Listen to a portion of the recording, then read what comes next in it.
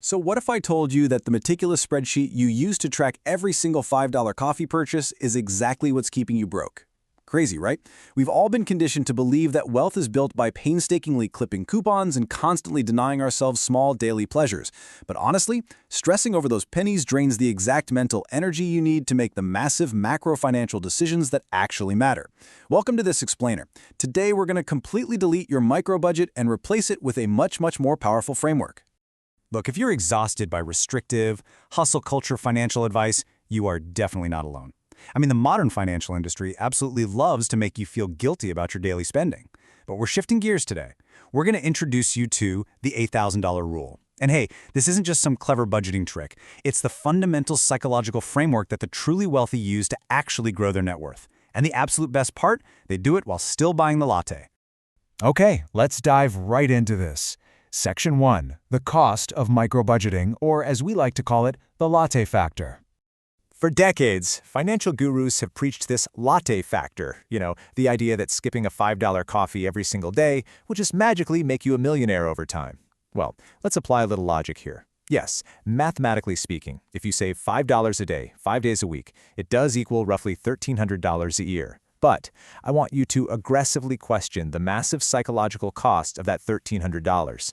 Think about it. You're spending an entire year living in a constant state of restriction, meticulously clipping coupons just to save 30 cents, feeling guilty about a minor joy, and actively training your brain to operate from a place of deep scarcity. Moving right along to Section 2, Ego Depletion, the biology of spending. Here's the thing. Human beings are not calculators, right? We are biological creatures. And the fatal flaw in microbudgeting is something known as ego depletion. See, your brain's prefrontal cortex is the logical center responsible for making smart choices, but it runs on a strictly finite amount of energy every single day. So every time you force yourself to debate whether to buy that sad, cardboard-tasting generic cereal or spend $4 on a coffee, you're literally burning through your brain's limited daily fuel. If you make 50 of these stressful micro-decisions before noon, well, by the time you get home, you are suffering from severe decision fatigue. Now, what's really interesting about this is the clear contrast. An exhausted brain is completely drained from agonizing over small purchases, so it just defaults to the path of least resistance on the decisions that actually move the needle. Sure, you might successfully save $50 a month on groceries, but now you're way too mentally drained to research a better index fund, too tired to negotiate a loan, and honestly just too overwhelmed to ask for a raise. You can serve pennies, but your exhausted brain ends up costing you tens of thousands of dollars in lost opportunities. Which brings us to Section 3. The $8,000 rule, learning to master the macro.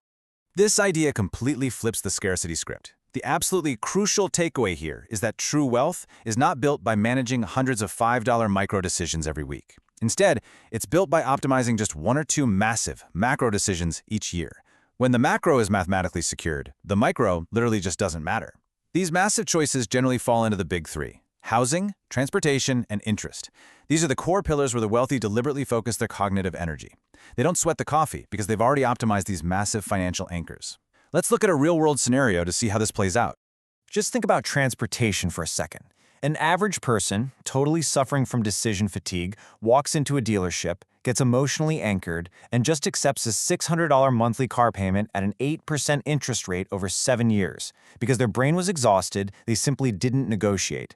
Over the life of that loan, they're going to lose roughly $8,000 just to interest. Ouch. On the flip side, a logical brain conserves its energy, spends maybe 3 hours getting a pre-approved loan at 4% from a credit union, and instantly saves that $8,000. Bam! To put that into perspective, to save $8,000 by cutting out coffee, it would take you over 6 long years of daily denial, psychological friction, and guilt. Who wants that? But by applying focused logic to a single macro decision, you save that exact same $8,000 in just 3 hours. And the exact same logic applies to negotiating a 1% lower interest rate on a mortgage, or finally ditching those actively managed mutual funds with high fees for low-cost index funds. These are singular, incredibly powerful decisions that compound into massive wealth without requiring even an ounce of daily willpower. And that leads us perfectly into Section 4, the anti-budget system, automating wealth. So, if we're no longer obsessing over pennies and micro budgets, how on earth do we handle our day-to-day spending? Well, we use the anti-budget to completely remove willpower from the equation altogether. Here's how it works. On the exact day you get paid, your wealth is automated. A slice, say 20%, vanishes immediately into your investment accounts. Next, your optimized fixed costs, like your rent and that brilliantly negotiated car payment, are funded automatically. What's left over in that third slice is entirely 100% guilt-free spending money. Because you've already secured your future and optimized those macro decisions, you can buy the latte, you can go out to dinner. Zero financial anxiety required. To summarize this entire really powerful journey, step 1 is securing those macro wins by focusing your cognitive energy on the big 3. Step 2 is setting up your payday automation so you literally never have to rely on daily willpower. And step 3 is just enjoying your life and spending guilt-free. By following this structure, you're doing more than budgeting. You're completely shifting your identity. You're no longer the exhausted, stressed-out accountant of your own life. You have stepped up to become the logical CEO of your wealth. It's finally time to take your brain off the micro treadmill.